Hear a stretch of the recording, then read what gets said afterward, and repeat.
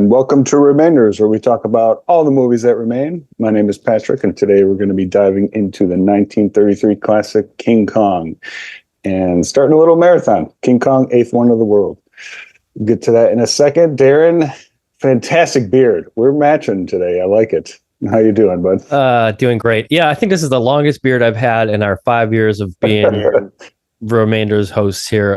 Yeah, I'm a little reclusive. My girlfriend has been calling me a mountain man all day, and I feel like it. I don't want to shave it. I'm in the midst of a painting marathon in this month of November, getting ready for a new show.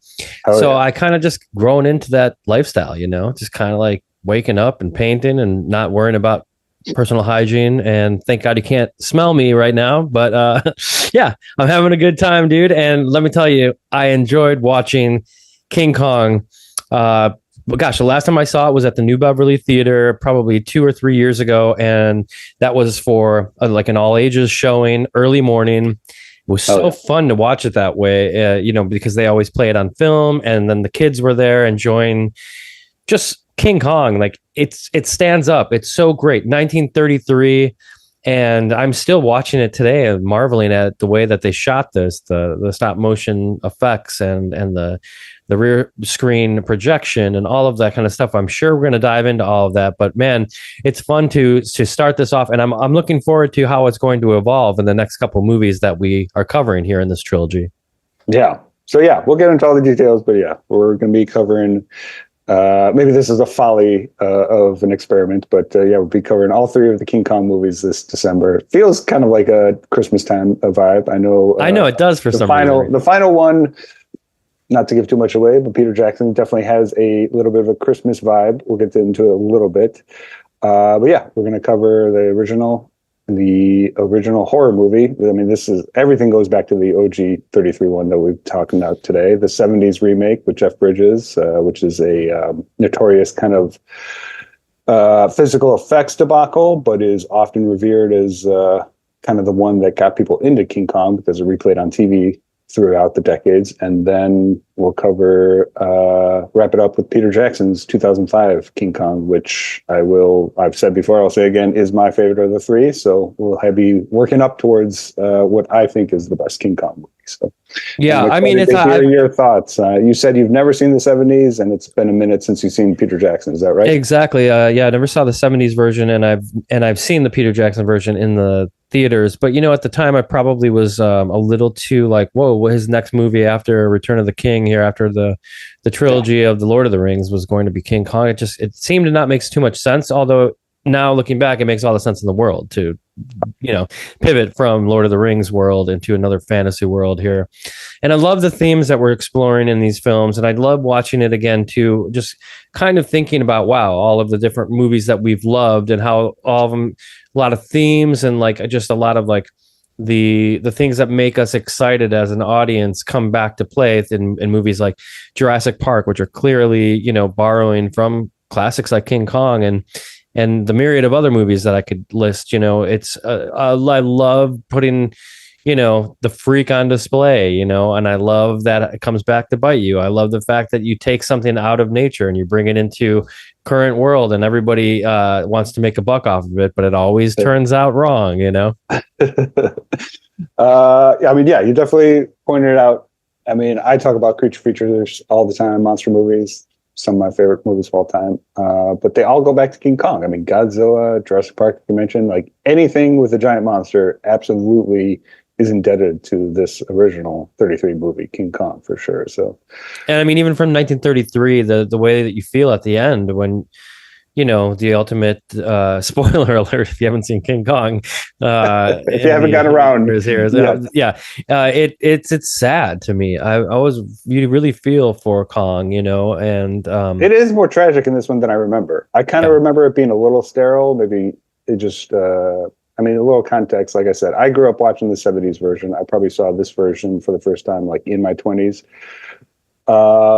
and it felt a little like there was less emotion at the time, but rewatching it this time, like that end scene when he's like realizing that he's basically getting shot, and like not even, I mean, he's an animal, he can't understand it, but like it really is effective, much more than I remember. So Well, that's a question. Can he understand it? I think he that's understands pain. well, sure. And I mean, yeah. So does he, he's I think it's just an animal. That's kind of the extent of it. But it's being an animal that's exploited and the tragedy of that. So yeah, and it's clear at the beginning that they talk about like this is all for show, and it's like, okay, we're gonna put him up there, and what hall? It's like they keep on saying the theme is Beauty and the Beast, and clearly Kong is enamored with the beauty of Fay Wray, who's so great in this film. The original Scream Queen, just totally fantastic in this role. And also,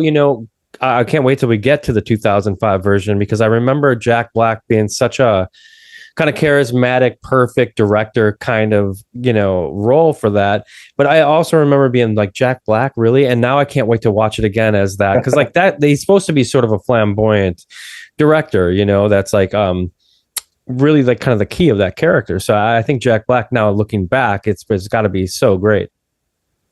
Yeah, so I mean, you have like the lead, the Jack Driscoll, you have Fay Wray, and you're 100% right. She is the OG Scream Queen. She's like the original like horror movie Scream Queen / Final Girl, which I mean, everything that we love about like horror movies in the 70s and whatnot, it all goes back to Fay Wray. So that's awesome that you pointed that out.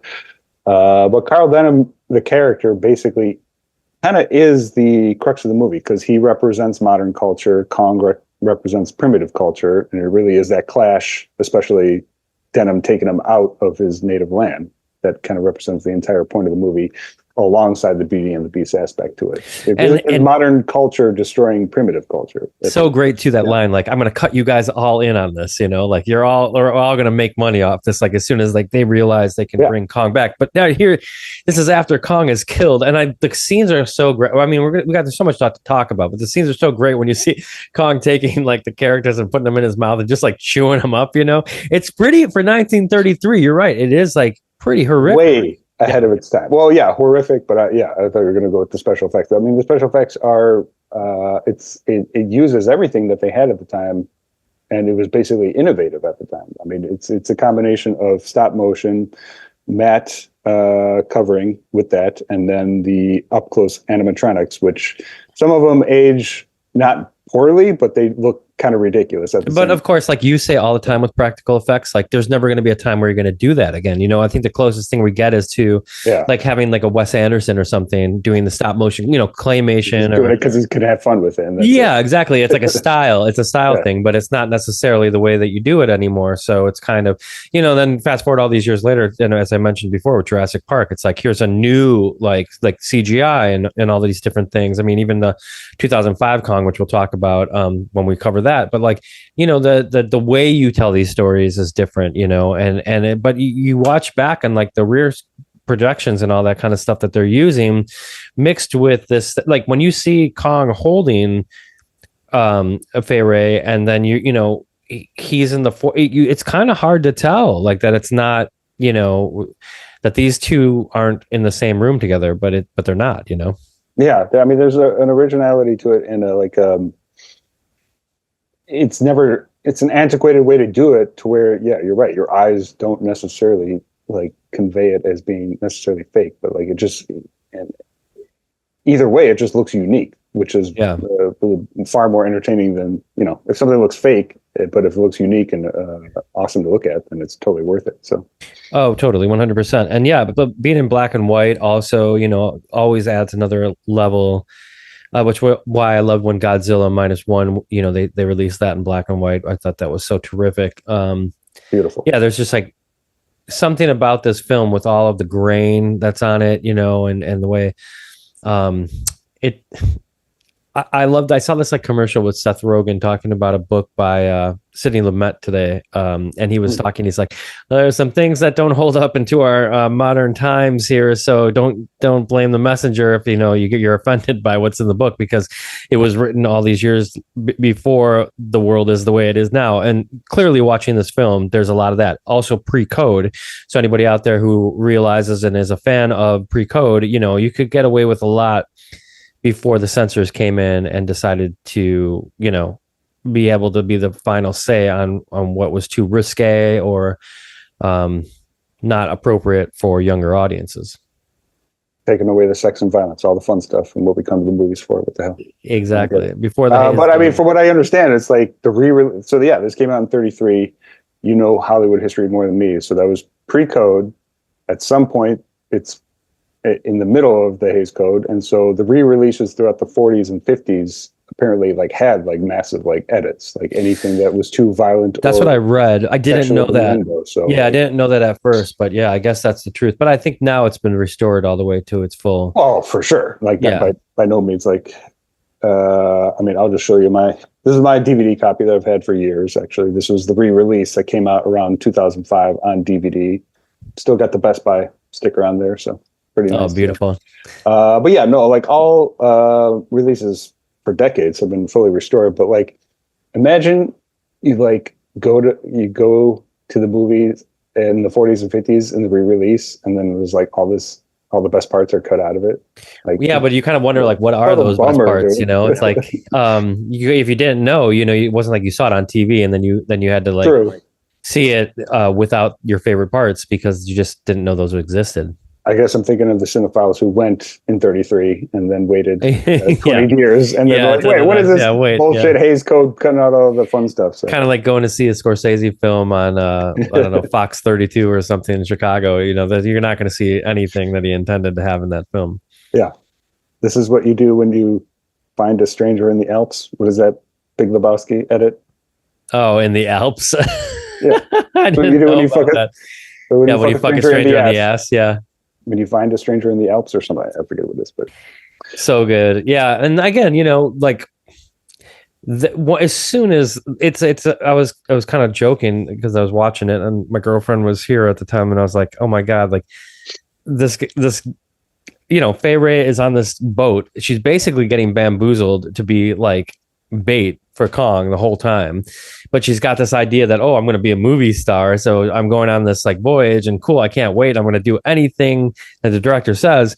But then gets on there and it's doubly bad for her because then you got this like ship hand who is just totally saying girls have no place at sea, all of these terrible sexist things, and then at some point decides that he loves her and says, I love you. It's like it's within a matter of 20 minutes in the movie this all happens. That's what I'm saying. I mean, this movie has, to certain degrees, not in a bad way, but just, it's almost 100 years old. It's almost a comedy with a lot of scenes for sure. But also, I do like how mean they are to Anne in those scenes. It's just pretty funny to watch. And then, the total flip is like, well, I do actually love you, so why not? But and the funny thing is, like the entire time too, like they put out all the stops to go and like save her too. So it's kind of confusing. It's like, she seems like they don't care about her too much and she doesn't matter. But then as soon as like Kong gets her, it's like, we're going to do everything we can to go out and get her. It's like the macho dudes come out, Yeah, I mean, they were just basically saying she didn't belong on the ship.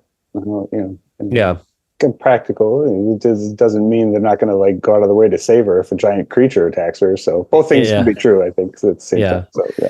Also pretty funny to think about the fact that like, I don't know about you, but like having just watched Joe versus Volcano, I mean, the similarities, excuse me, the similarities between going and seeing the natives on the island to Joe, it's almost like they pulled it from the exact same set, they hired the exact same people. I don't know how much of an homage that was, but it's like almost the exact same thing. A couple things. I was thinking about Joe versus the Volcano the other day, and I think that's one of the biggest surprises of all the movies you picked, just in terms of like what I expected and how much I loved it. So it's like that movie was just such. It's growing with you too, I had right? no idea how great that movie was. So that was one of the biggest surprises. So. Thank God I brought a good one to the. Yeah, you always bring good ones. I just had no idea that movie had game to the level it did. But then when it comes to the influence, I mean, like it's easy to forget that King Kong is probably one of the most influential movies of all time. I mean, like who doesn't know King Kong, the name Kong, and him being on top of the Empire State Building? It's like one of the most iconic movies of all time. So it's like. It like bleeds into Hollywood for the next 100 years.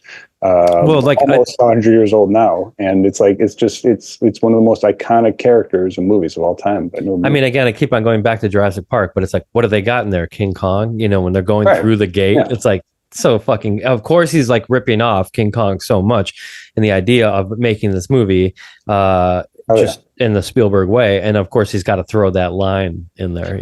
So great. Jeff Goldblum, so great. Okay, so the movie opens. Is this the only movie that's had an overture? I don't think maybe the ones that we've covered on the podcast. Maybe that's what I mean. No, that's what I mean. The movie that we've covered that had. Well, because every David Lean movie would have one, but I don't believe we've done Arabia yet, right? And I don't think we've done I don't think we've done Dr. Zhivago, right? So yeah, this would be like the first overture, I think. Oh, unless we covered, have we never covered a Tarantino? I mean, Hateful Eight would have the overture. I mean, Fistful of Dollars, fucking any Ennio Morricone film with Sergio Leone would have an overture. Intermission or overture? Oh, well, that's true too. So yeah, it's interesting. Well, overture. Well, I don't know enough. Overture is the beginning, right? Yes, of course. Yeah. That's what it's like at the beginning of a play. It's like, so, I mean, there's definitely get you in the mood with the music and everything, and and it's great. And I was thinking, overture now is basically Nicole Kidman telling you about how awesome movies are. So yeah, I mean, you mean just like before you go to the movie, it's like let's go out to the movies, whatever that is, whatever version. Yeah, yeah. Now we got Nicole Kidman's face. Turn off your cell every phones. single time I see a movie. Lately, by the way, like I guess like Tom Cruise got like some sort of award, and I guess like his speech on that was like almost verbatim the speech that Nicole Kidman gives before the AMC things. It was like people were doing side by side comparisons, and I was like, holy shit! Like, and they're like, did he like rip this off on purpose? Was this like a dig at Nicole Kidman? I don't know. Well, maybe if you're listening to this and let us know. That's amazing. I need to see that. Oh, we need to get some more Tom Cruise on the podcast. Oh, for sure. I've been thinking about Cocktails, dude. Cocktail, which is actually one I've never seen. That's one of the. Dude! If you're going to thank me for Joe versus Volcano, you will doubly thank me for Cocktail. In fact, is that really one of his favorites for the 80s? Is that far up there, or is it? I love it. It's more personal for yourself, dude. It's because it's got a little bit of that campiness, like we're talking about. Sure, it's all campy, yeah.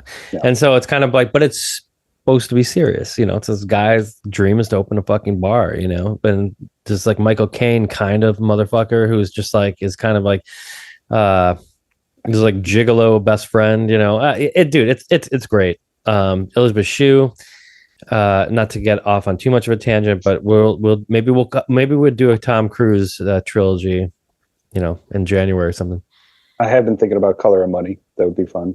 Yeah. But then Edge of Tomorrow is a more recent one that I know you haven't seen, which is one of his better and I know you sci-fi love that. movies. That's top tier sci-fi for sure. Top tier late stage Tom Cruise. So, but yeah.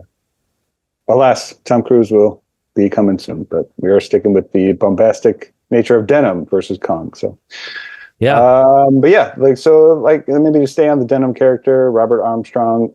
I mean, it's like such a great character, like I said, because it propels everything in the movie. He's driving this fact that he wants to make this movie. He's the one who's basically, I'm just going to turn this beast into the eighth wonder of the world and bring it back to New York. And like I said, it's like it really does kind of represent like the modern culture versus the primitive culture, and them clashing, and him taking Kong out of his native land and exploiting him in New York. So I don't know if this is that clear to me, at least, and I don't know if it really matters to the story or not. But was his original idea to get Kong off the island? Like, was that the whole thing? Or did he just want to film a movie there? I think he more wanted to film him, and then I don't know. Yeah, I saw like the opportunity arose for him to be able to take him out, and then that was okay. Because he was more of like a documentary kind of film vibe that he was going for, and then he just kind of representing a type of character that just wants to like have more and more. He's like, no, I'm just going to take this fucking thing and the out of it. So I mean, we're talking about the first Jurassic Park, but then of course, like the second one and the sequel that Spielberg did, they do have the dinosaurs come to to town, like just like how this is, where you know, all of a sudden, Sounds what like a good happens? album name. So. Yeah, dinosaurs come to town. But yeah, like that's kind Yeah, of when they go back to San Diego. Yeah, yeah, you're yeah, right. I've never yeah. put that together. I love Lost World. Lost World, I've always thought was awesome. Everybody hated it at the time, but as the sequels have always gotten worse, people now are realizing like Lost World's actually pretty fun. And yeah, them going back to San Diego is you're right. That is a pretty direct homage to taking. Well, it's like what you said, like I made something great. Now what? You know, like you made Jurassic Park, and that was the biggest hit in the world, and you're gonna make the sequel, and it's gonna be any better. Like at that time, everyone was like, you can't beat that. But yes, I think it's a great sequel, and I do love the fact that they're kind of doing the Kong, like we're saying. They're you know, you're introducing the dinosaurs into humanity, and that's kind of like the interesting like clash, right? Like the ape and like humans, and we're not very dissimilar, you know. It's just we can't really coexist in that same way. And the level of aggression that happens once Kong gets loose is incredible. Like a lot of the scenes, like I don't even know how they could have shot it, but the subway scene where he's like smashing the subway, and then here comes like the subway car, and like they, by the time it gets to that, there's only about 20 minutes left in the film. And so you're like watching this, it's pretty quiet with no Kong for the beginning, and they're setting it up, and you're entertained enough. But as soon as Kong gets on that screen, it's nonstop action, really, you know. And then they level up by bringing Kong into New York, and that whole sequence is really about 20 minutes long, and it's just fucking your jaws on the ground, just watching like how it escalates, you know. Yeah. Yeah, I mean, yeah, sticking on the special effects, it really is kind of interesting. Like it is, I mean, it's all stop motion and miniatures. So you know what you're seeing on a surface level, but at the same time, you're right. Like our movie eyes, like watching this from 1933, it's not always clear like how the special effects are being done, because it's almost like so antiquated looking, like I'm saying. Like it just is so seamless with the black and white and the grain, and yeah, it stands out. And you're right. It is just a nonstop action for the last half of the movie, for sure. So yeah, I mean, do you think Kong is a sympathetic character? Well, I asked me. I mean, it is just an animal. So, like, yeah. It's the crux of it. Like, it is just he's nothing more than a gorilla. So it absolutely is kind of tragic, at least, you know, what happens to him. But like, that's the whole point of the movie, though. So, well, it's kind of like not to like compare this because it's not the same, but like. It's kind of like, you know, AI, right? It's like humans. This is going to sound so stupid, but it's like, you know, humans kind of like introduce themselves to the tragedies that, like, if you're going to bring a fucking giant ape and gorilla into civilization, you better be ready for, like, you know, what happens. And it's the same way with like, well, that's the Denim character. That's the Denim character 100%, that he just takes what he can to exploit it for money, and then it destroys itself. So, and the only thing I was trying to say with that's the connection of AI, right? Like people are trying to make a ton of money, like by making a bunch of bullshit, but the jury's out. Like, will that destroy, you know, what we're doing as a fucking human race? You know, it's people are out of a job, or, you know, starts telling you to kill yourself because you're not any good. You know, like people are doing therapy now with AI. So I don't know, you know? Yeah, I see where you're going. If somebody shoots AI in the head, nobody's going to feel bad, though, like they do for Kong, though. So. That's true. Yeah. Well, I don't know, dude. There's sympathy for technology. There's people out there. AI and beauty in the AI. We can use AI to create 100 King Kong sequels. That's true, and I'm sure it's already happened. I mean, I saw that the copyright of Kong is going to be up in a few years, and people are probably go nuts on that. So it's going to be like public domain, so like anybody can just use the character nonstop. That's right. Isn't that the thing? It's like after 100 years, you can't. Like, I mean, that's what happened. That's been something. Willie or whatever. Oh yeah, I was just about to mention this. Is like a new horror movie with Mickey Mouse, right? Because it's like they can just use that character now. So it's like I believe it was this year that was lifted. Like because you know Disney started like 21 or something like that. And I think the character of Mickey started in that Steamboat Willie cartoon. So the copyright is then just like public domain after 100 years, and that was like what the point was. So I think that's the kind of the thing with Kong here. I love that that's just the reaction, is to just get Z grade horror movies out of it. I think there was like a Popeye one also in the last couple of years. Maybe a Winnie the Pooh. Yeah, because Winnie the Pooh was up as well. Yeah. I'm all for that. Give me more horror movies, as long as it's not AI made. So if somebody's making a passionate movie about a killer Mickey Mouse, I'm here for it. So well, it's tough, these days too. You watching things and you're not sure what is AI and what's not. Like again, the other day my girlfriend sent me this thing with Titanic, and it was like behind the scenes of what it was like to shoot behind, shoot Titanic in '97. And I'm watching this reel, and I'm like, it looks really good. Like it looks like, wow, this is. Yes, there he is. That's Jack Dawson and Kate Winslet's character, and they're acting back and forth. And I'm like, this is like too crisp and too clear to be behind the scenes footage.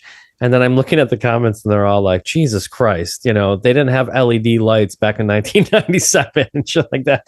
I'm like, okay, like that's the thing. Is like it's got everyone on their toes. Who care at least. Like, can I really trust this? Can this really be real?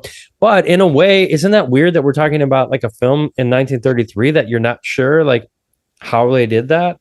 And it's kind of like 100%. We're kind of equating it to what I'm talking about here, Yeah, 100%. That kind of makes sense. I didn't know about the AI thing aspect of it, but I did see somebody like just have a picture of James Cameron in the water directing the Na'vi for Avatar, the tall blue people, because I know you don't give a shit, but he's just like it's a picture of him in the water and like directing and giving directions to the Na'vi, which is the stupidest thing because it's all mocap, so obviously it would never look like that. It was clearly somebody just making fun of that Titanic gotcha, behind the scenes thing. So 29 days until 22 days until Avatar Fire. Holy shit. So this is a Christmas release, huh? Oh, of course. Avatar is. Did they do that last time for The Way of the Water? Yeah, both have been December. I'm pretty sure. Yeah, both have been December movies. So, yeah, Christmas time exists for James Cameron movies and Peter Jackson. I'm going to be sad when that countdown is over, but I mean, I've already mentioned 4 and 5 are 4 years away, so we have plenty of countdown time to go. Can't wait. Go back about 2 years and you'll see Patrick's countdown meter of James Cameron's new film starring the Na'vi that's about to come out in 22 days. And I am happy for you, buddy. I will admit, like, for people who love those films, I have another friend, Mike Venezia, who loves that fucking franchise. He loves James Cameron just like you do, and I love it that he loves it. I love it that you love it. I don't think I'm done with it yet. I think I just don't understand it. Much like when I first heard the Ramones, and I was like, you know what, I just don't get this yet. And then it becomes my favorite band. So there's still hope for me. Don't count me out yet. But at this point in my life, I don't really have much room for that fantasy world. Yeah. Oh, totally. That's fine. But I mean, this is, I've talked about it 1,000 times. James Cameron is probably a top 3 director for me. James Cameron head for sure. I love the fact that he's dedicating the rest of his life to this world building. But 3 is kind of a make or break. It is like a slow burn of a franchise. The storytelling's slowly ramping up. James Cameron is kind of the king of sequels. And so this movie, from what is understood of where the story goes, really kind of is the turning point for the whole story. Well, has he ever done a third film in any of? No, because Terminator 2, clearly the most understood and loved of the Terminator films of his, of course. But yeah, I don't think I've ever heard of him doing like a third installment. The dude doesn't have that many movies. I mean, it's like it makes like one movie like every 15 years for a long time. So, so the fact that he's dedicating himself to this franchise is a big part of just, as an artist, I just love that, that he's so all in. He's always been like that with his movies, but like for the rest of his life, he's like just doing this franchise. So yeah, that is awesome. Anyway, we'll talk more about it. You don't want to hear more about Avatar, but I'll keep you updated on the third one, which I know you will. Really excited. So, Marion C. Cooper is the director of this movie. Apparently, he loved monkeys his entire life, so that's why he was destined to direct King Kong. So, Maybe that's why maybe that's why we feel so much sympathy towards the end. Oh, totally. Yeah. Or from what I understand, like original conception of the story was he was like far more of like a missing link, kind of like a hybrid gorilla, half man, half gorilla, until it kind of went to just purely like just a large gorilla aspect of it. So it kind of would have felt like a different movie, but it almost feels more mythic if it is just like a legit gorilla who's just 40 feet tall. So I don't know. No. Well, it worked, and it sure did outlive its makers, and that's the best thing about art. I mean, here we are talking about it in 2025, at the end of 2025, a movie from 1933 that, again, jaw on the floor, watching it like it could have been filmed, yesterday. Like, it's strong that way.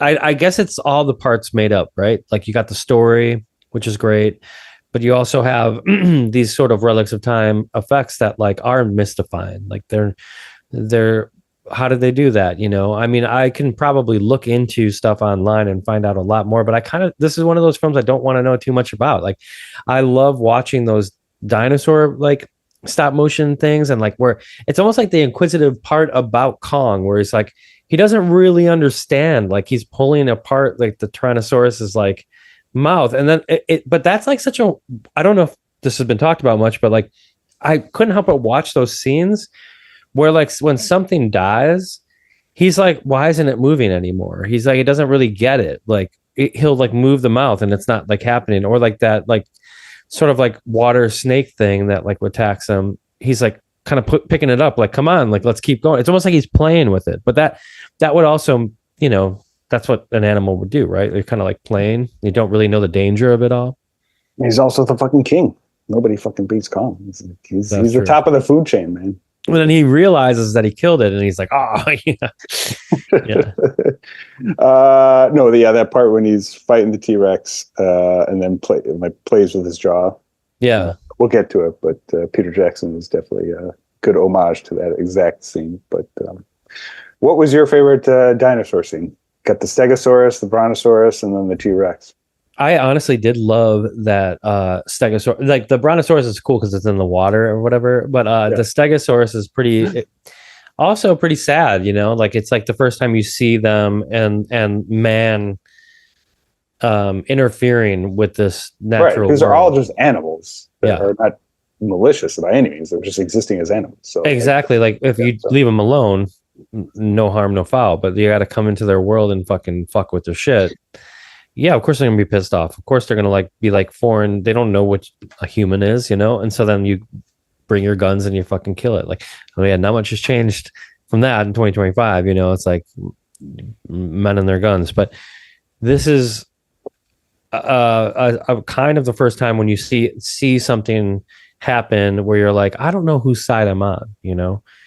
I think I'm on the side of nature here, and you kind of don't mind Kong chewing up, anybody after that, because it's kind of sad seeing that, and that's the first dinosaur you really come across, So it's kind of like also, I don't know, as a viewer, you're kind of like, this is like miraculous. It's like a fucking Stegosaurus, like you're gonna kill it. That Stegosaurus scene, once they have it down with the bombs, they have like, it's almost like a side panning shot where they're walking the length of the Stegosaurus as it's down to the ground. It's clearly that it's like, that's the stop motion behind it, and then it's a matte of them acting and just overlayered with the film itself. But it looks like that must have been like fucking crazy to see in 1933. They like had this tracking shot across the entire dinosaur. And the actors like I guess these days, I don't know much about filming, but I imagine that most of it's like that. You're kind of acting with nothing. And that is kind of what I was thinking about. There are a few similarities to CGI now with this movie, because it was they weren't. It's practical effects. Like there was like miniatures and the physical things to make up the dinosaurs, but the humans weren't in the same room as them. And it's the same with CGI. Whereas kind of like our last marathon in the 80s, the actors were in the same room with all the special effects for the most part. It's like with the fly, with the thing and the blob, with a lot of this practical effects, they actually are on set with the actors So that's Yeah, it's that's kind of like a interesting. distinction. Again, there's another distinction between 80s horror, like why those practical effects, which is never. Yeah, it's like early cinema is like almost like where we are now, kind of It interesting. took. I And mean, in the it's middle, yeah, like they met right. up, it's weird. Exactly. That's why Yeah. that those 80s special effects are going to be so unique. But yeah, they're like I was just thinking about that because it is still practically practical effects for King Kong. It's like it's tangible stuff that they did. It's not used on a computer, obviously. But the actors, you're right, were not like actually in the same room by any means. They were miniatures on a set. So Well, like I know you're a fan of the Lord of the Rings trilogies and the Hobbit movies as well, and I know that you've watched almost all the extra features as I have in the extended editions and wasted a lot of our lives doing so. Well, not wasted, but no, yeah, that was a definitely lot not of wasted. time. But I'm sure then you had seen a lot of those things where like Treebeard is holding like Yeah. that's another like almost like let's go back to King Kong, like Mm. it's like again you're using CGI, but it seems like Peter Jackson was doing a lot of that already, like to then to go back and do King Kong in '05. Again, we'll talk about it when we get there, but yeah, like you said, everything kind of goes back to Kong. I got no problem with that. I mean, Yeah. this film is a film you've seen a bunch though, right? Like the first version. A good amount. A decent amount. Like I said, I didn't see it until my 20s, so I've probably seen it 4 or 5 times. Because I know you like even like the new stuff, like Kong versus Godzilla and that kind of stuff. I know like you're a fan of like I do like the American MonsterVerse that they yeah, currently. We are in a Godzilla MonsterVerse kind of renaissance, with the Godzilla American movies, which yeah. include a couple of those, the Kong Skull Island. We can talk about those kind of later. The King Kong versus Godzilla's, and then the Japanese Godzilla -1. We are in kind of like a renaissance for Godzilla, at least. But For sure. But I also, because I know we're covering these three, I kind of wondered where those films kind of fit in. They're not full. I guess they're not full versions of like what the original King Kong not at story all. is. Yeah. No, it's purely the character. The three that we're covering is the story of King Kong. Anything else is purely just like the character being used in some other fashion, which is totally fine. So it's just we're just covering like the main Yeah, the ones. story. Anything with like King Kong versus Godzilla is purely just him being the character taken out in completely different context. So they'll have references to these movies, but they're certainly not. They don't play into it at all. So Yeah. Very cool. Okay. Yeah. Like, I mean, there's a lot more to cover. I don't know how far we're going to go into this, but yeah, like this film has a lot to say, I think, and it set the ground for so many films that we love. I watched this film like again, just really, really happy like watching when it. It was was the like first time you saw it? Was it at that screening at the theater? no, I had seen it before then, but like just kind of always there's something about the film that like maybe by the time I saw it in New Beverly like 2 years ago, that maybe that was like the third or fourth watch that I've ever seen. But there's something about there's like an excitement about seeing it, like there's just it's like you're a kid again, and that's why I liked that screening because I watched it with like a bunch of parents and their kids, and it was just cool, like Yeah. but it is scary. It is like it almost isn't for kids, but it is, like kids love that stuff. It's They love both. Yeah. dinosaurs. They love like, prehistoric stuff. I mean, it's definitely tame if you're a kid watching this. You've probably seen much worse if you're watching any like modern movies, but Or YouTube. it is sure. It is good gateway horror for sure. I definitely believe in that. But at the same time, it's like there's so much stuff that is so comical. Like, Well, we're kind of talking about close-ups of his face. I can't help but just like laugh out loud and how like ridiculous they look, and just how stupid it looks in a charming way. And it always makes me think of the King Homer from The Simpsons because that exact same shot, because that's such a great Treehouse of Horror, but like they have the exact same reference of of Homer's face like up close. Well, I try to put myself in like the seat in 1933. Like what would that have been comical though back then? Like I don't know. No, like this is that's like nothing you had ever seen before, exactly. Right? I mean, movies were literally like 10 years old. And certainly not to the level of this in terms of special effects. I'm sure in some seedy theaters, people were watching Haxan and fucking realizing it's a masterpiece, but like mainstream audiences were definitely not seeing crazy shit like this. You mean now? What do you mean? Like the reaction now to like movies like that? No, I mean like in 33, like a mainstream audience had never seen anything like that. Right. Like this is the first time they've ever seen like a fucking monster holding a real woman. Yeah. Or climbing the Empire State Building, crying out loud. It's crazy stuff. Love it. We take it for granted.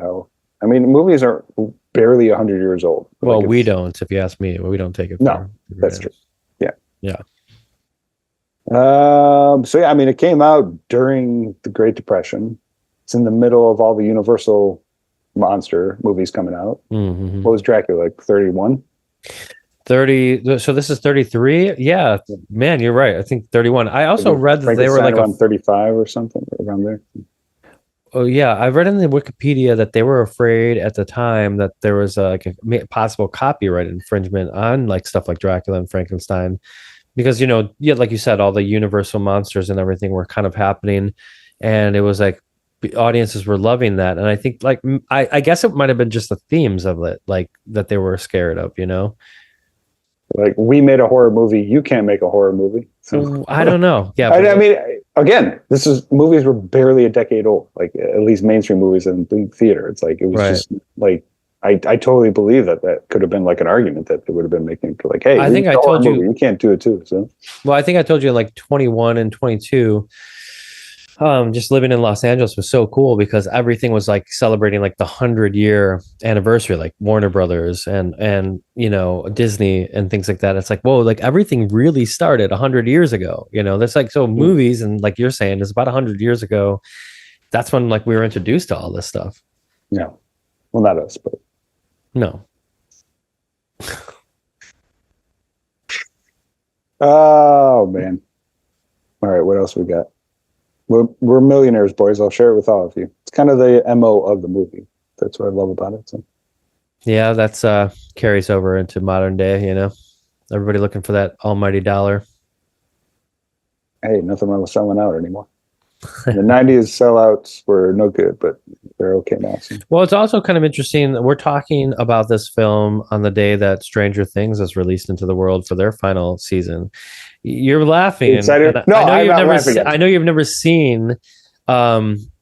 It's just the way people talk. I saw the first 2 episodes and I never watched any more of it. I'm not against it by any means, but the way people talk about that show, it seems like some people love it and like a lot of people hate it. I don't love Stranger Things. I like it gets a lot of vitriol. That's all I know. So it definitely does, and I guess I'm saying that because it's like it's a phenomenon, kind of like we're talking about in Kong. Yeah, audiences were completely fucking in love with King Kong. Audiences are clearly completely in love with Stranger Things. Like, I have friends that are talking about like watching it with their kids. And like really taking the time, and of course Netflix is strategically releasing these on each holiday, so families come together and do watch the show. And it's kind of like Kong in the way that it's like it's not necessarily for kids, but it's like got that 80s thing that like you are not really supposed to be watching this, but you are. It's really fucking scary. In fact, I think you would love the show. I'm not against it. Again, but I will say, like, again, I'm not don't have Netflix. So I'm not like the biggest reason. Oh, well, there you go. But I'm not the biggest fan of it. But I just can't help but see the similarity of like, talking about this film on the day that is coming out, and both things are gigantic in the culture. Like people love it. Like if you don't need to look far right now to see all of the advertisements and all the money that's being made based on this show, because it's like a clear hit. It's like one of the biggest things that's been put out in years, and you kind of have to bow down to that. Like when you have something that is that good, or that connects that well, it's like, I don't necessarily, it's got that sweet spot of like people who are parents right now that lived through the 80s. Like they can be like with their kids experiencing it again, with their kids, and kind of like reliving their childhood and like the things that they loved about their childhood with their kids, and like really coming to that relatability part. Not to spend too much time on that, but all I wanted to say is that it's kind of cool with Kong. Well, Kong is talked about here in 2025, and it's had like a huge long life. remains to be seen if Stranger Things will have that kind of artistic life, you know? I'm curious. I mean, that show started a long time ago. What season is it on now? They've had like insane gaps between seasons, right? It's season 5. It's only season 5. I mean, that show Yeah. came out a long time ago, so they Well, obviously have, like, they're clean. They're this is it for like all the kids and everything. But yeah, there's gaps because of different things like COVID and stuff like that happened. are they like in their 20s now though? So Well, yeah, so they're kids anymore? older, and they definitely look it. But you know, that's kind of like nobody really cares. They just like the characters. And then also, if you think about it, like shows like Lost had a really long gap in between as well because of the writer's strike at the time. And you know, people waited around for that, but then like that kind of lost its luster because you know they waited too long. People move on. What was the end of Lost again? Remind me. Oh, you want me to spoil it for everybody listening? I watched it. I just forget now. So I mean, it's up for interpretation, of course, but Ooh, kind I of like everybody's that. thoughts at the time was that they're all in purgatory. Ah, nice. I love a good purgatory. All in limbo, right? Let's just leave everybody in limbo. Willis O'Brien is the man who did all the special effects. I don't think we actually mentioned his name. So good Irishman bringing the innovative special effects to the screen. So. Isn't that funny? The thing that like it probably celebrated the most about this film, and like nobody mentions the name. You know, it's like always about the director. It's like I'm glad that you have that encyclopedia of knowledge in you, or at least that research brain to like come up with like the names of the people. Totally just reading it. Yeah, I'd never heard of him before that. So, but no, but you like to call attention to that, you know, which I like. Oh no, for sure. Yeah, yeah. I also love the music. The score. Max Steiner, right? Max Steiner. Did you know him? I actually didn't know him from any other movies. So. Don't really know his filmography, but definitely have heard the name a bunch. Okay, yeah, nice. I mean, the score is amazing. It has this like slow, like creeping terror like throughout the movie. It's not only like when shit's like going down. It's like it's happening even when like they're just talking about Congo. Well, pre-code and also like almost silent era, right? So like you're in that gap. Oh, yeah. That's awesome. I love that. Yeah.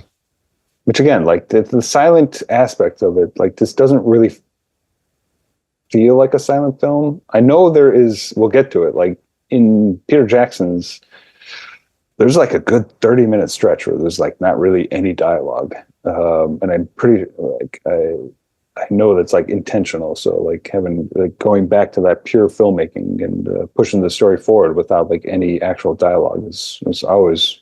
Well, a lot of things about I think people that watch older films is like that they can't get over the fact that the dialogue is so dry, or that they just can't like they don't see any action or anything happen. It's just so dialogue heavy, you know. And yeah, it's very it's useless. Black and white. Purely to push a forward story as opposed to like showing it. You know? Yeah, which makes sense. Like I mean, again, like when you've shown us movies like Haxan or Metropolis, like.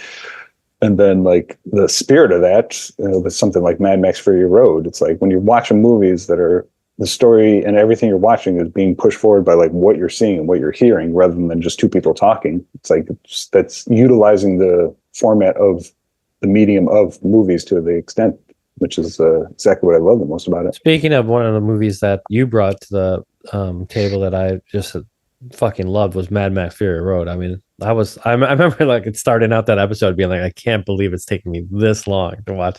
What was that, the 10th anniversary that we did that episode? It was 2015. So yeah, we did that earlier this year. So sounds about right. No, that'll be a timeless classic for a reason, for multiple reasons. So glad you liked it. Oh yeah. And if you ever get a chance to see it in the theater. Well, I had the chance, like an asshole. I played it. It's not going anywhere. You'll have another chance, but I advise you to take it because that is definitely an experience for sure. So. Oh yeah. I was thinking this is kind of the most primal and mythic of like the three movies that we're going to cover of the two remakes. Like this is kind of like the most like bare bones, but then also like Kong being like a mythical figure.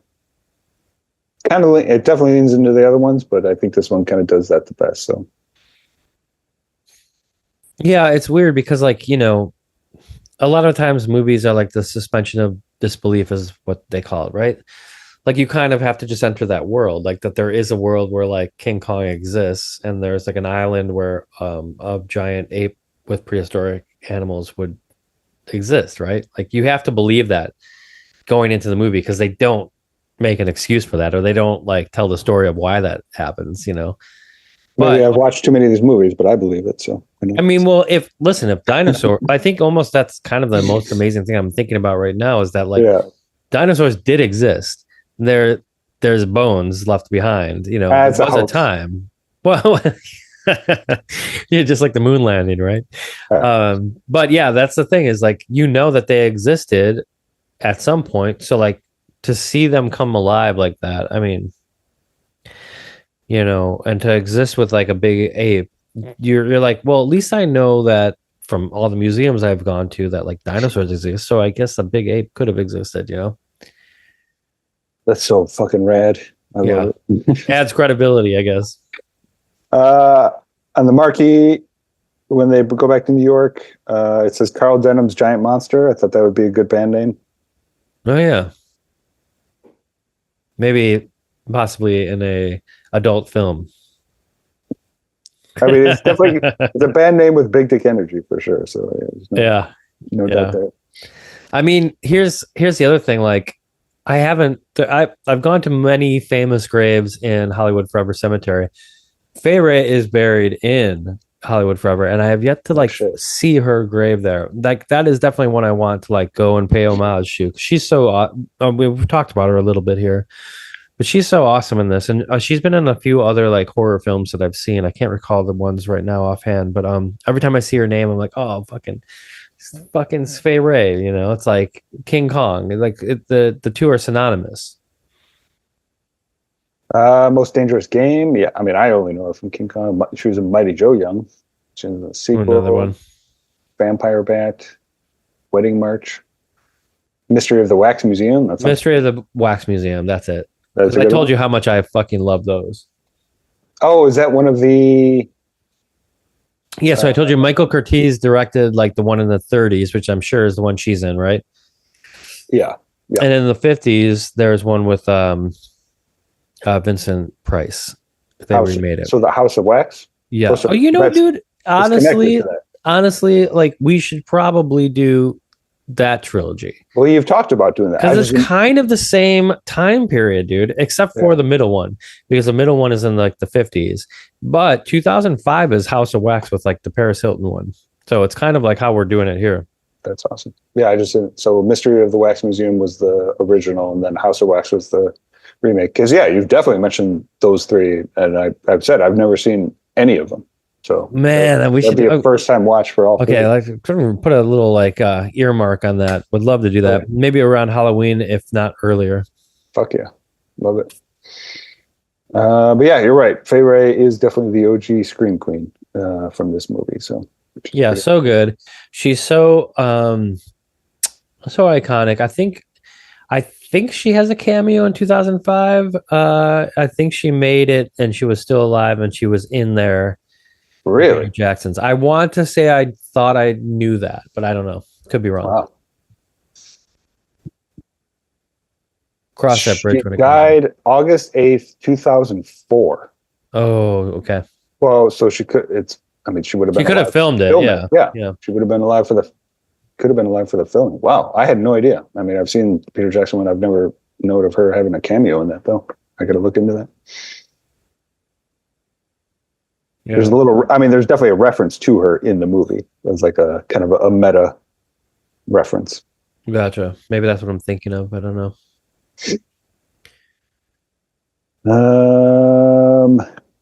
All right. What are you most excited for upcoming King Kong movies? Well, I mean, I love Jessica Lange and I love Jeff Bridges. So those two. It's a crazy movie. So yeah, like, it's very different. It's a very different interpretation of King Kong, and then Peter Jackson's like a 100% faithful remake. So we're gonna veer away from like what we just saw. It's still about a giant monkey and the Beauty and the Beast, but it's very different. Yeah, I guess that's the thing is like I don't know too much about any of them. Like I like I said, I've seen the Peter Jackson one, but kind of hard to remember it. I wanted to say last night I was thinking about this when we talked about the new or the 2005 version, and there was like something at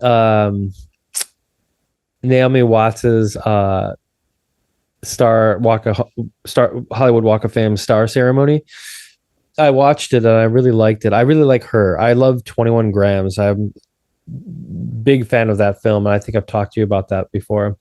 It's so hard to find. I have the DVD, of course, in my brother's attic, as I always talk about. Um, and I had the poster that I got from Suncoast when we were working back then. I don't know Ooh, why there was a 21 Grams poster, but yeah, I snagged that up hell yeah. at the time. And dude, like there's something about what she said, and I have to look at it to give a faithful quote, but David Lynch had said something like, when she got the role in King Kong, he's like, anytime anybody like is like paired next to that ape or something, like you've made it in Hollywood or something like that, which is so great to think about, like David Lynch saying something to her. So I'll have to go back and look at it, but That's yeah, amazing. I love her being chosen in that as the kind of the favorite character there.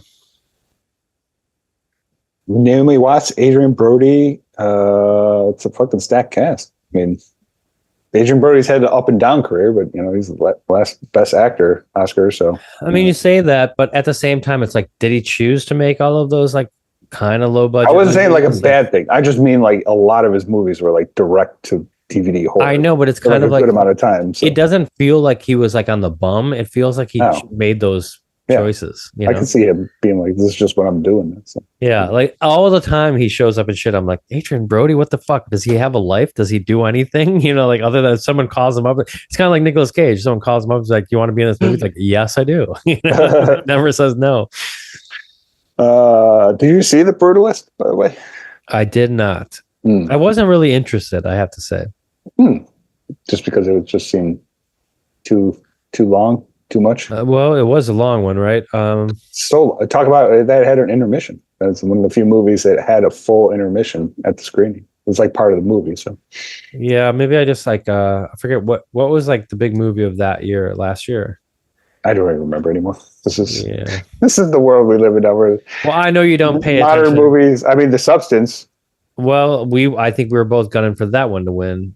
right? Because of the fact that we love the fact that a body horror film could actually be nominated. But yeah. Anyway, I liked it. It was certainly long and bloated, and it's a slow burn, but he was good in it for sure. So oh yeah, he is great. I like his Oscar speech, and he's just being a total jackass, being like, "Yeah, this isn't my first rodeo. Cut the music. I'm going to keep on going." So Yeah, did he win for The Pianist? Is that right? yeah, that's the other one. Yeah. Yeah, which was um, a Roman Polanski film. Last year, I mean, this is just, I mean, how much movies have not been, current movies have not been sticking my, I couldn't even name most of these. Last year was Brutalist. These are the best picture nominees. Brutalist, Dune Part 2, I'm Still Here, Conclave, Emilia Perez, Complete Unknown, Fucking laughing through this, I love it. Emilia Perez, Nickel Boys, The Substance, Wicked, and then the winner, Honora. Well, I love Denora, so fine. I was thinking just of Honora today because they had this. I forget who's doing it. They're re-releasing a bunch of movies. It's basically the lost movies of COVID.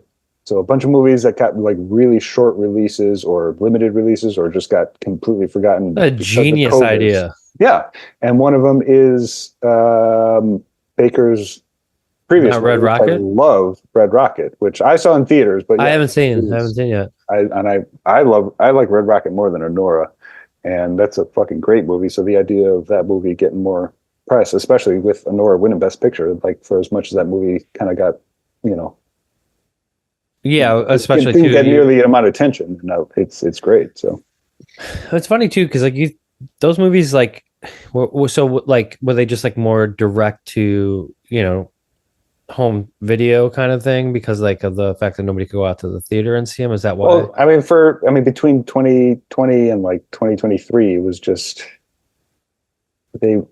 I don't even remember now. Like theaters were shut down for a good amount of time, and then they kind of opened up again, and they shut down again. But then a lot of movies got limited release. Even if they got releases, ticket sales weren't that high, so a lot of movies just went straight to streaming. So I don't know. Like, I mean, for lots of reasons, and also that's just kind of the world we live in now. It's where like movies are getting Frankenstein, which I still haven't seen. It's like I would have gone to theater to see it, but it wasn't really playing much. It's went straight to Netflix. So I saw it. Yeah, I know you did. I know. I'm excited to see it because I know you said you liked it. So, or part of it. Yeah. Did you finish it? You said you saw part of it. I did. I finished it. Yeah, I liked it. It was good. I mean, I think we talked about it last time. Guillermo del Toro is not like my. I don't freak out as much as everybody else does about Guillermo del Toro. He's got a style, and I think maybe that's the thing that I shy away from the most. Is like it's just a little too like his world. Which is surprising for as much as he loves the Universal monster movies, and just like that's so much of his inspiration. Well, sure, but yeah, like a retelling of Frankenstein. I mean, in my mind, it's hard to beat what you love about Frankenstein, which is just like the universal horror. But then, if you read the book, it's so much different than what you see from that Boris Karloff version. So, of course, the Del Toro one has a lot of that in there, which is also. They explore that in the different ones, like the sequel. James Whale did the sequel. It's like when he meets the guy, the blind man, and the idea of the friendship between the two. That's in the new Guillermo del Toro one, which I think it was done really well. And yeah, I don't know. Done best with Gene Hackman in Young Frankenstein. So. Yeah, well, exactly. If we're not talking Mel Brooks and Frankenstein, what are we talking about? Talk about a Frankenstein we need to cover. That would be my quote. So. Yeah.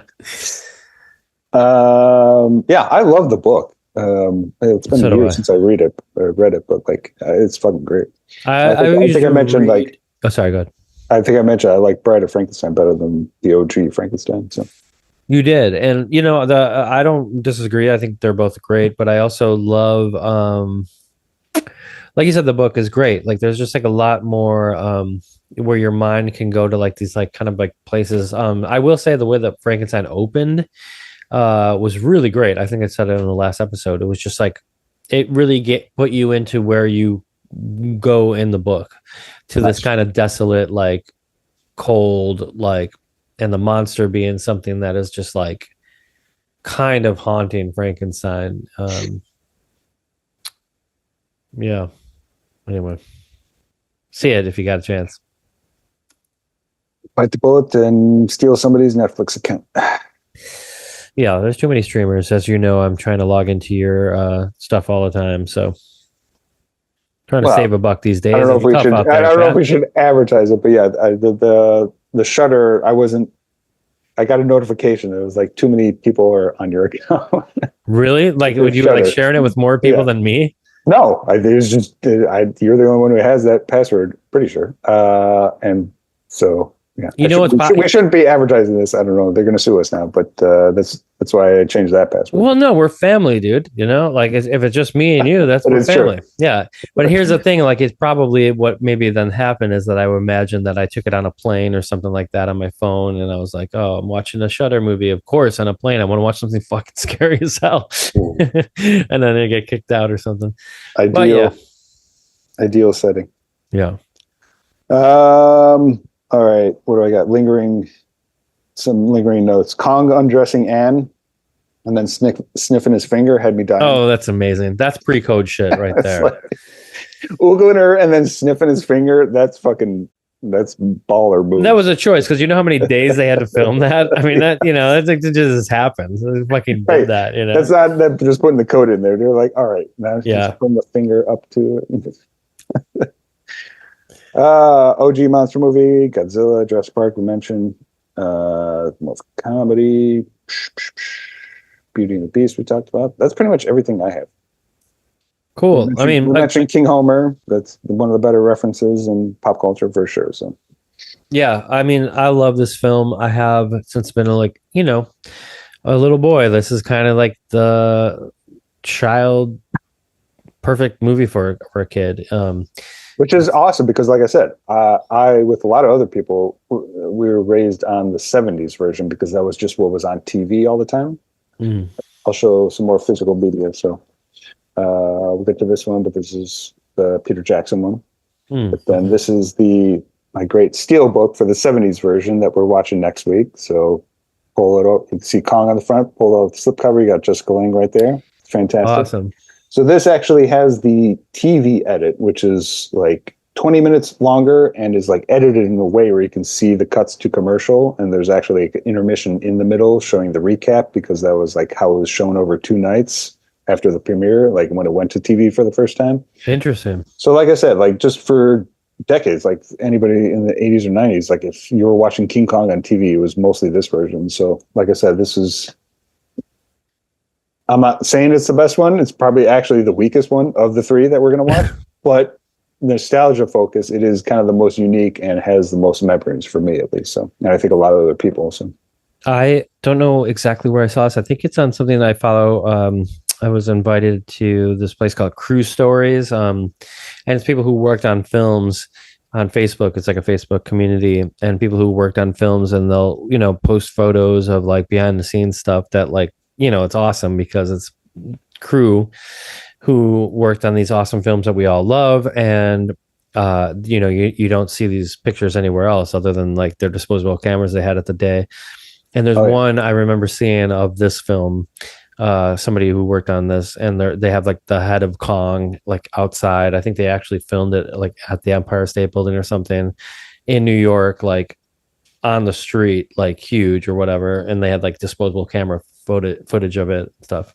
Whoa. Yeah, really cool stuff. Bananas, no pun intended. So. Yeah.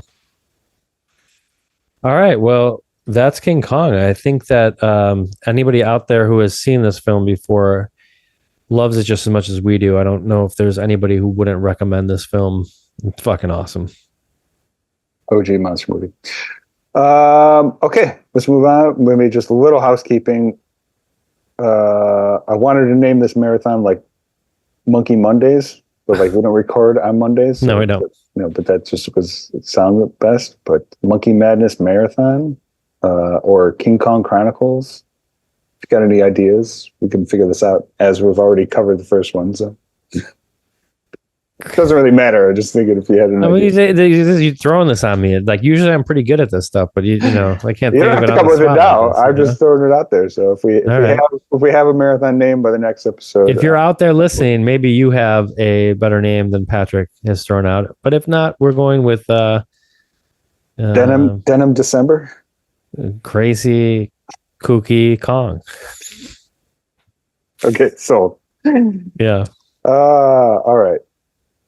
I want to talk about Zevon and that fantastic induction of the Rock and Roll Hall. I was hoping you would. It's the only thing I care about this week, outside of Avatar: Fire and Ash. Well, we've been talking about Zevon and the induction since last year when I think they got like robbed, right? Like it's always like there's some vote he's got to have, like he just right. So he doesn't get in straight up, but like yeah. And this was like a special, like it's like the influential category or something. Yeah, exactly. So, but I mean, so I finally watched the 20-minute. I mean, it's 20 minutes of like Dave Letterman talking about him. I watched it the day before you sent it to me, so I'm glad you saw it too. It's awesome. Yeah.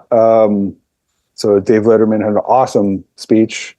I think we mentioned like that was like right around the time like I was like really understanding who he was and how great of an artist was when he was making his final appearance on Dave Letterman.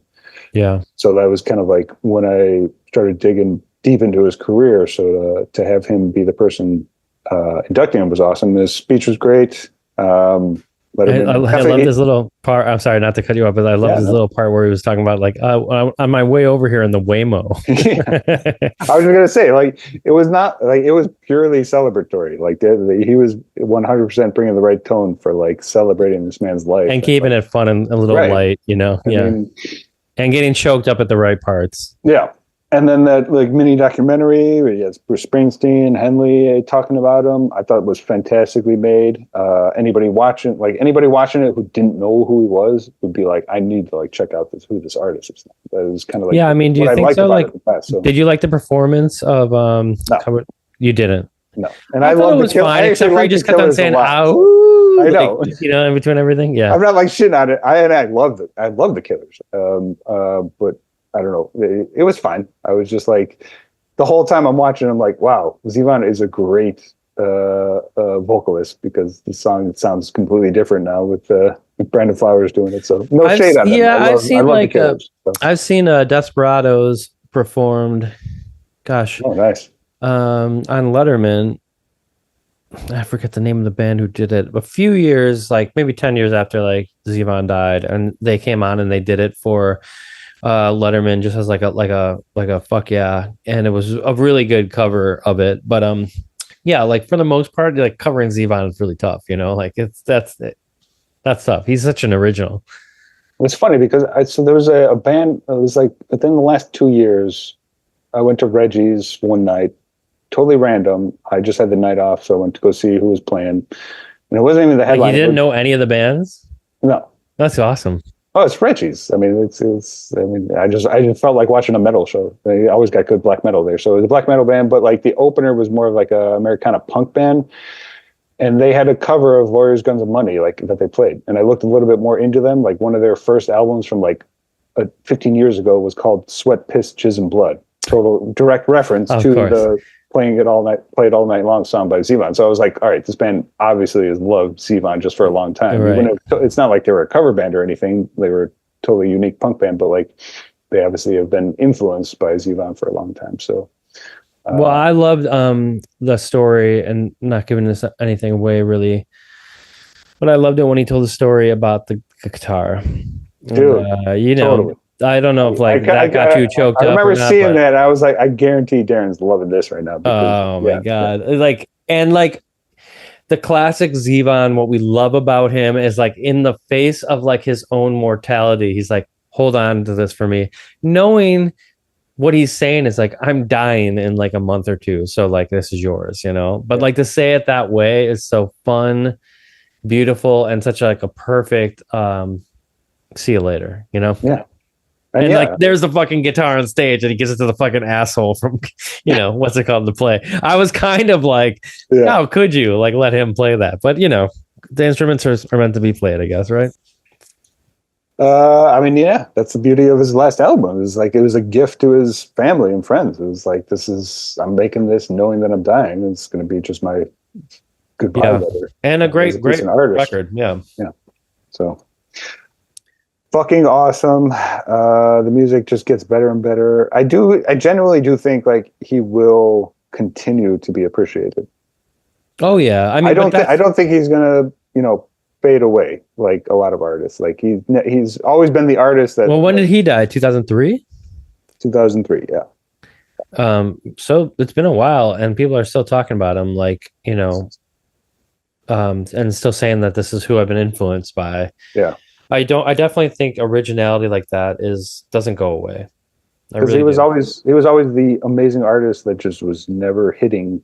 I mean, aside from where it was London, it's like he just never was commercially successful. That was kind of like always like his MO. I know, but isn't that the bummer about all artists? Is like they're never really appreciated in their time. True. I just mean his talent doesn't coincide with being as known amongst artists, especially 70s and 80s singer-songwriters. So yeah, but that's also like, I don't know. When I look at like Zevon and thinking about him like performing alongside all those other artists like Bruce Springsteen or whoever else, with Tom Petty or whatever, you kind of look at it and be like, I don't know, like he doesn't fit, it doesn't. But that's like maybe kind of like the fun of it all, It's like this guy doesn't seem like he fits anywhere. Except for in our hearts, Patrick. Could have finished it better with myself. Oh, hey, I wanted to say one thing about Zevon that I loved. My sister is graduating from nursing school. Nice. And she was a while ago. She was asking me something about like um I don't know, advice or something like that, you know. And it was like that quote in the beginning of the great CM Cushion's book that we covered on Zevon. That's such a great episode, by the way. I had to re-listen to that a little bit Oh, ago, yeah. and it was just really good. And I wanted to say that like that quote about the two wolves is in there, and she like in her nursing like thing like asked me for some guidance, and I gave her that quote, and I said I just think this is really good. It's like, you know, the one you feed or whatever. And she used it in like a big, pretty big important paper that she needed to like have, and I was like, man, like Zevon, just the gift that keeps giving, you know, like for everything. It's so great. I love that. Yeah. I mean, yeah, that was him. He was, the dirty asshole, but he was also academic. So I kind of love too, like how people do that. Like they equate him with Werewolves of London because that's clearly like his biggest hit. But everybody who knows that that's like the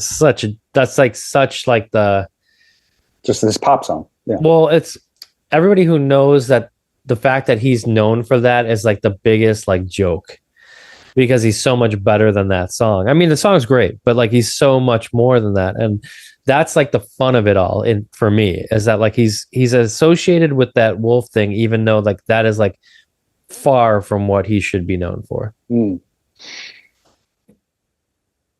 Better to be associated with like a song that is, I mean, Werewolves of London is a great fucking song. Right. I guess it could have been worse in terms of being associated with a song that really didn't sound or like yourself or I mean, like, you know, the exemplary. excitable boy is like a bigger song for him too, but it's not necessarily like subject matter is not necessarily great. You know, it's not like you're gonna go show your mom and dad like you got to hear the song about this excitable boy who spilled a pot roast on himself and went and killed his girlfriend. You know, like Jesus Christ. Dug up her grave and made a cage with her bones, yo. Like what? Who is doing that? You know, clearly a guy that was completely whacked on drugs and alcohol back in this day And having fun with it. So and having a great time. Oh, sorry. One last thing before we get off of it. If anybody is out there and like is like looking up Zevon stuff, watch his last performances on Letterman, like we're talking about. They're so fucking good. But then immediately after, watch The Wallflowers with Jordan Zevon after Zevon dies and the performance of Lawyers, Guns, and Money when Jordan Zevon says, "Dad, get me out of this." Ha! I'm like, I'm fucking Niagara Falls at that point. You know what I mean? It's like, and still to this day, I watch that and I'm like, holy shit, it's so powerful. I feel like I've seen that, but I don't remember it. So I got to check that out. It's Jordan playing with the Wallflowers. Yeah, because I think they're at the time like promoting the Enjoy Every Sandwich, like yeah. Yeah, like like the Wallflowers and a bunch of bands like had covered Zevon songs after he died, and it was called "Enjoy Every Sandwich." And then Adam Sandler was on that covering a song. Yeah, when they played and performed that song to promote it. Oh, yeah, I got to re-listen to that one. That's good. Mm-hmm. Cool. Any other Zevon thoughts?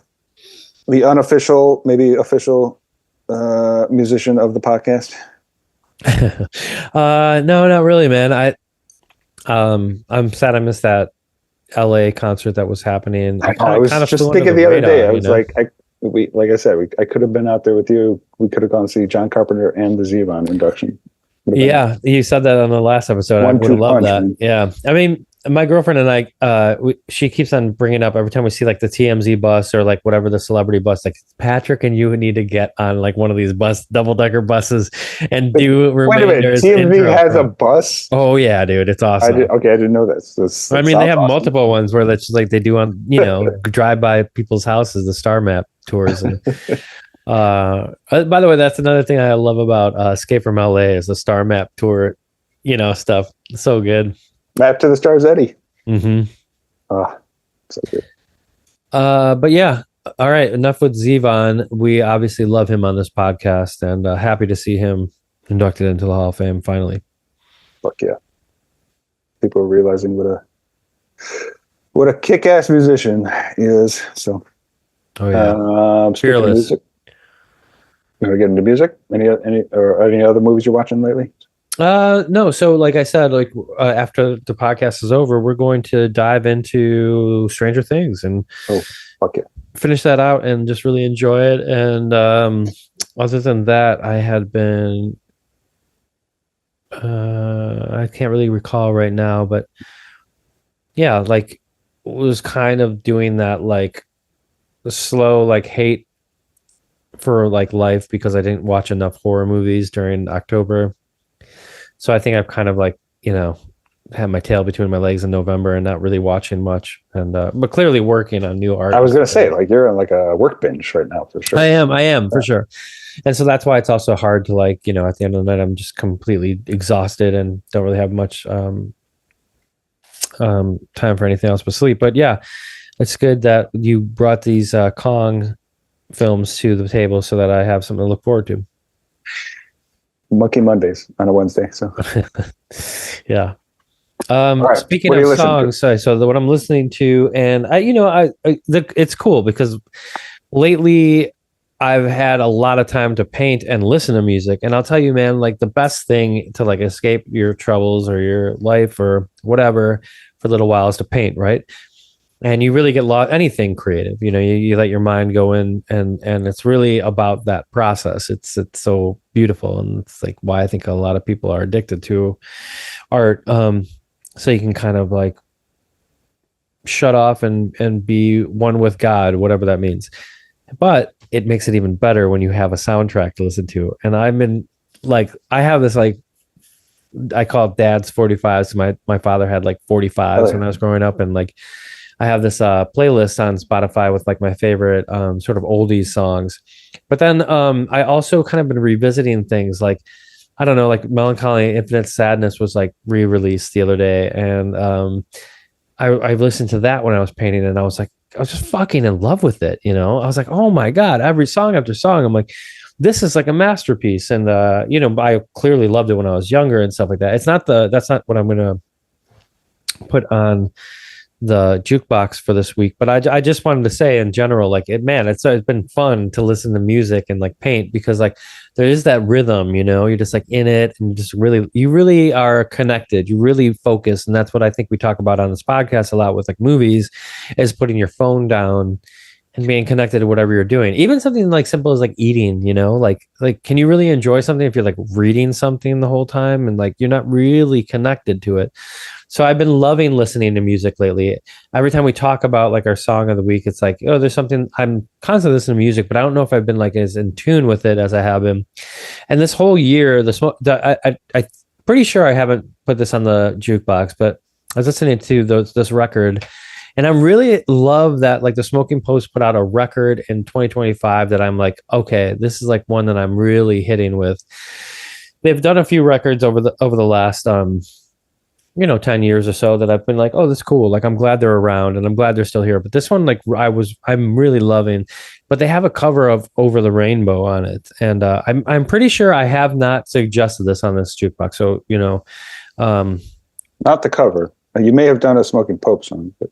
Yes, but this cover is awesome. It's Over the Rainbow, the classic Over the Rainbow, but there's like this like solo in it that is really, really beautiful. And like every time I hear it, and I kind of hear like, it's kind of like hearing someone cover one of your favorite songs and like you don't really want to love it because you're like, I love the original, but then you hear it covered and you kind of experience it in a different way. And that's kind of how I feel about this. Like, I love, who doesn't love Over the Rainbow? It's a beautiful song, but like, it's like, man, like the lyrics really made sense for the first time when I listened to this version. So that's my pick.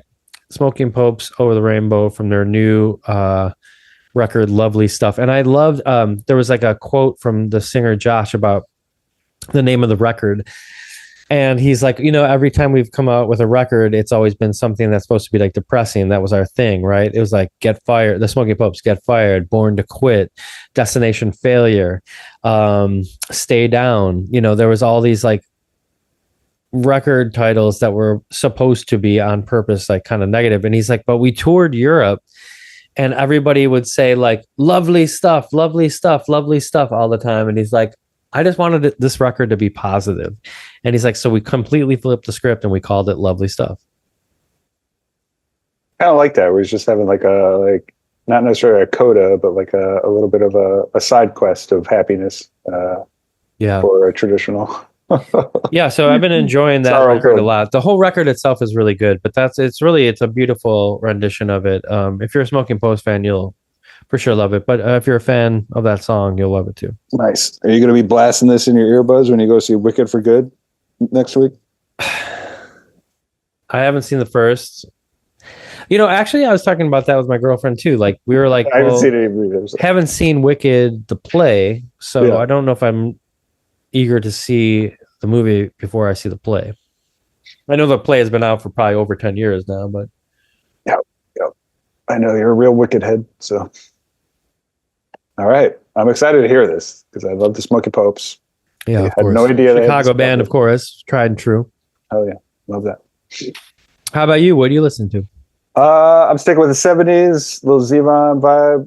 Not necessarily the Zevon vibe, but singer-songwriter style. So we don't have any Fleetwood Mac on the playlist. I don't think so. And Tusk is by far my favorite album from Fleetwood Mac. It really doesn't even like come close, actually. So it's a weird album, just in the sense of, from what I understand, like all three of the main songwriters and just everybody in the band was fucking each other. Is that correct? I mean, I've heard that. I'm not a huge Fleetwood Mac fan, so I can't really say for sure, but I've heard that, yeah. That's kind of where I'm at. Like, I'm not a huge Fleetwood Mac fan, but Tusk is a fucking masterpiece of an album. So it's just one that it's Lindsey Buckingham, Stevie Nicks, and Christy McVie, and there's just like it's like the Beatles basically, where it's like it's just one song after another from a different person. So it's primarily all three of them having different songs on the album. It's all about love and hating relationships, and from what I understand, everybody was just in a relationship in that band. Obviously, it changed quite a bit, the lineup, but like this is kind of one of the, I think maybe the first album that Lindsey Buckingham was on it, so that led them more down like a kind of a post-punk kind of vibe, certainly different from where they were before. So it is definitely different, but having those three and all their different songs, it's just such a fucking great album. Sarah and Storms by Stevie Nicks are both awesome songs, but the one I'm going with is a Lindsey Buckingham song, What Makes You Think You're the One. And it's just got like such a great crunchy guitar vibe with the lyrics of just like this F you to a relationship with whoever he's talking about. I don't know, but it has such a great vibe to it. And like I said, just the album itself, I absolutely love. So, but that's the one song I'm going with. So. Oh, very cool. I mean, yeah, I like to experience that through the lens that you just, captured that amazing story, because I know a lot about them, but don't know much of their music. I mean, I know the hits, right? Like we all do. Rumors is by far their biggest album. Yeah. Most of the songs that come from that, but they have like, I don't know. I mean, Tusk is 79. This was the follow-up to Rumors. I think it's like their 10th, 12th album. So they were obviously making albums for like way before that, and they kept on making music. So they do have tons of different music. So, I mean, maybe next week I'll introduce some Blur into our playlist, because we've been listening to a lot of that lately. My girlfriend is super into the new Lily Allen film record, which is about seemingly the breakup of her and her marriage to one of the biggest actors right now, Stranger Things star David Harbour. So the whole record is pretty much about like their breakup of their relationship, but through that. Wait, David Harbour and who? Lily Allen. You remember Lily Allen? Smile? Is that a song? She has that song like, I want lots of money and fuck loads of diamonds. The Fear. You remember The Fear? No. I know the name. I just can't picture it. How about fuck you very much? You don't remember that song? No, but I like your version though. Okay, well, thank you. Anyway, they're breaking up, and so they got married, and then they're breaking up, and so like my girlfriend is a super Lily Allen fan and loves it, and we've been listening to it a lot. But she's did this thing where she was like on the road, on the street, and somebody like puts the headphones on you, and there's like, what band is this? And there's all these like British bands, and like I'm not like the biggest British music fan. I mean, I love the Beatles, of course, and different things like that. But like, and I know we just went to the Oasis concert, which was great, and I love Blur. And so like they got the headphones on and they're like kind of talking about Blur and stuff like that. And she's Lily Allen is calling out like who the song is and by who. And my girlfriend's like, oh, like Blur, I don't know much about Blur or whatever. And so like we've been listening to Blur and she's like loving it. And it's been kind of fun, like kind of like 90s Brit pop, like resurgence, listening to Elastica and stuff like that. So maybe next week I'll throw my Blur pick out. I mean, 24-hour party people. Constant, great music all over there. So yeah, we sure enjoyed that Manchester music scene then.